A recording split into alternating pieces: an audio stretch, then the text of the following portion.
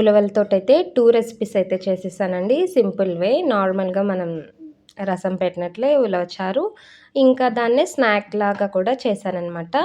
ఉలవచారు ఇంకా స్నాక్ అనమాట. దాంతోటి ఉలవలతోటి పోపేసి. సో, ప్రాసెస్ అయితే చూసేద్దాం. ఈ ఫస్ట్ టైం నా ఛానల్ చూస్తున్నట్లయితే ప్లీజ్ సబ్స్క్రైబ్ చేసుకోండి, షేర్ చేయండి, లైక్ చేయండి, కామెంట్ చేయండి. Thank you so much. Subscribe చేసుకోవడం మాత్రం అస్సలు మర్చిపోకండి. సో, ప్రాసెస్‌లోకైతే వెళ్ళిపోదాం. ఫస్ట్ అయితే మంచిగా వాష్ చేసుకొని ఉలవల్ని ఓవర్ నైట్ అనమాట. మంచిగా 1, 2 టైమ్స్ వాష్ చేసుకొని వాటినైతే బాగా నానబెట్టుకోవాలి. ఖచ్చితంగా 10-12 అవర్స్ అయితే నానాలి. లేకపోతే మంచిగా ఉడకవనమాట. సో, మార్నింగ్ లెవ్వగానే నేనైతే ఒక 6 విజిల్స్ అయితే పెట్టాను. సో, 6 విజిల్స్ పెడితే ఈ మాత్రం ఉడికాయనమాట. సరిపడా ఉడికాయనుకోండి. సో, మంచిగా ఉడికిపోయినాయి కదా! అందులో నుండి వాటర్ అయితే సెపరేట్ చేసుకొని ఒక 2-3 స్పూన్స్ మనం ఎంతమంది ఉన్నామో మెంబర్స్‌ని బట్టి పేస్ట్ చేసుకోవాలనమాట. అందులోకి కాస్త అవే వాటర్ ఉడికించిన వాటర్ ఏసుకొని మెత్తగా ఇలా పేస్ట్ చేసేసుకోవాలి. ఇప్పుడు పోపేసేసుకోవాలి. కడాయి హీట్ ఎక్కిన తర్వాత ఆయిల్ అయితే వేసుకొని, ఆయిల్ కూడా హీట్ ఎక్కిన తర్వాత ఆవాలు వేసుకొని, ఆవాలు చిటపటలాడాక యాజ్ యూజువల్ జీలకర్ర అయితే వేసేసుకోవాలి. జీలకర్ర కూడా వేసేసుకొని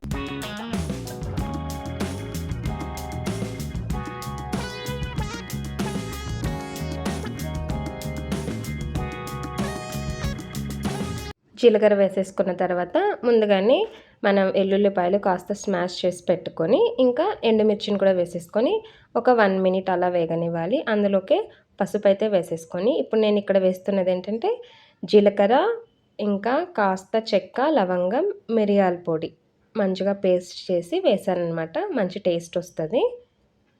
ఇవన్నీ మంచిగా వేగిపోయిన తర్వాత ఇవన్నీ జస్ట్ 3 మినిట్స్ లోపే వేగిపోతాయి. ఎందుకంటే మంట వేడిగా ఉంటుంది కాబట్టి, ఆయిల్ ఎక్కువ హీట్ ఉంటుంది కాబట్టి ఇవన్నీ సింపుల్‌గా వేగిపోతాయన్నమాట. సో, నెక్స్ట్ అయితే మనం పేస్ట్ చేసి పెట్టుకున్న ఉలవల పేస్ట్ అయితే వేసేసుకొని ఒక 3-4 మినిట్స్ మంచిగా మిక్స్ చేసుకుందాం వాటర్ వేసేదానికంటే ముందుగానే.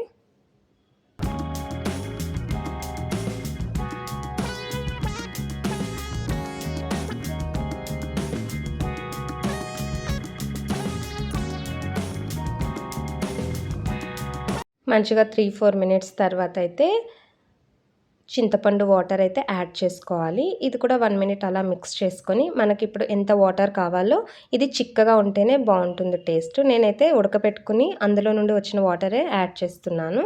ఎందుకంటే ఎలానో మంచిగా వాష్ చేశాం కాబట్టి 1-2 టైమ్స్ బావుంటుంది. ఆ వాటర్ ఏస్తే మంచిగా టేస్ట్ వస్తదనమాట. సో, ఆ వాటరే వేసుకొని చిక్కగానే చూసుకోవాలి. మరి పల్చగా నార్మల్ రసం ఉన్నట్లుంటే అంత టేస్ట్ అనిపియదు.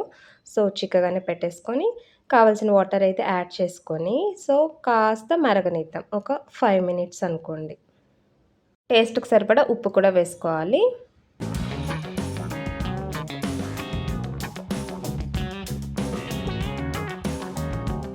సో, మంచిగా మరిగిపోయింది. స్టవ్ ఆఫ్ చేసేసుకొని ఇంకా అయిపోయినట్లే అనమాట. ఉలవ చారు చాలా టేస్టీగా ఉంటుంది. తప్పకుండా ట్రై చేయండి. ఇంకోసారి చెప్తున్నా నా ఛానల్‌ని ప్లీజ్ సబ్స్క్రైబ్ చేసుకోండి. సో, నెక్స్ట్ అయితే ఉడికించిన దాంట్లో కొద్దిగానే మనం చారుకైతే యూజ్ చేసాం కదా ఉలవలు. మిగిలిన వాటితో పోపేసుకొని స్నాక్ లాగా కూడా తినొచ్చు. ఇంకా స్వీట్ అంటే బెల్లం ఏసుకొని బాగా పొడిలాగా దంచేసుకొని బెల్లం ఇందులోకి మిక్స్ చేసుకొని వేసుకుంటే అలా తింటే కూడా చాలా బాగుంటుందనమాట. సో, నేనైతే పోపేస్తున్నాను. సో, కడాయి పెట్టేసుకొని ఆయిల్ ఏసుకొని హీట్ ఎక్కాక ఆవాలు, జీలకర్ర, ఆనియన్స్ అయితే వేసుకొని సన్నగా కట్ చేసి పెట్టుకున్న మిర్చిని కూడా యాడ్ చేసుకోవాలి. కాస్త ఆనియన్స్ వేగిన తర్వాత అందులోకి కాస్త పసుపు వేసుకొని ఇంకొంచెం అల్లం ఎల్లిగడ్డ పేస్ట్ కూడా కొద్దిగా వేసుకోవాలి. చాలా కాదు, జస్ట్ టేస్ట్ ఫ్లేవర్ కోసం అంతే. అవన్నీ కూడా మంచిగా మిక్స్ అయిపోయిన తర్వాత ఉప్పు తక్కువగా వేసాం కాబట్టి ఉప్పును కూడా యాడ్ చేసుకోవాలి.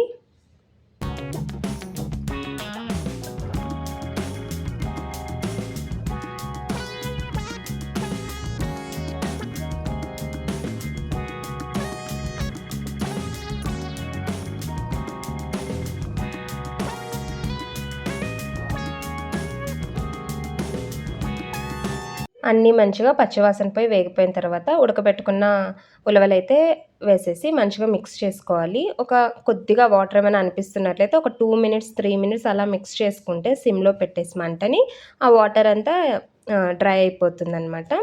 సో, చాలా టేస్టీగా ఉంటాయి. తప్పకుండా ట్రై చేయండి.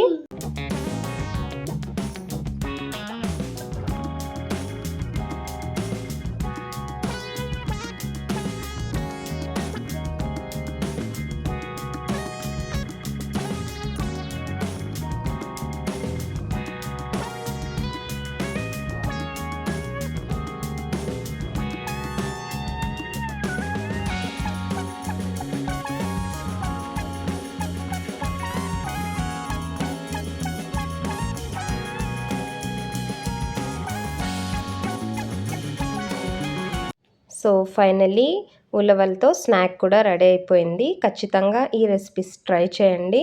తెలుసున్న వాళ్ళు ముందే తెలుసని కూడా కామెంట్ చేయండి. నా ఛానల్‌ని ప్లీజ్ సబ్స్క్రైబ్ చేసుకోండి. Thank you so much. Videos అయితే లాస్ట్ దాకా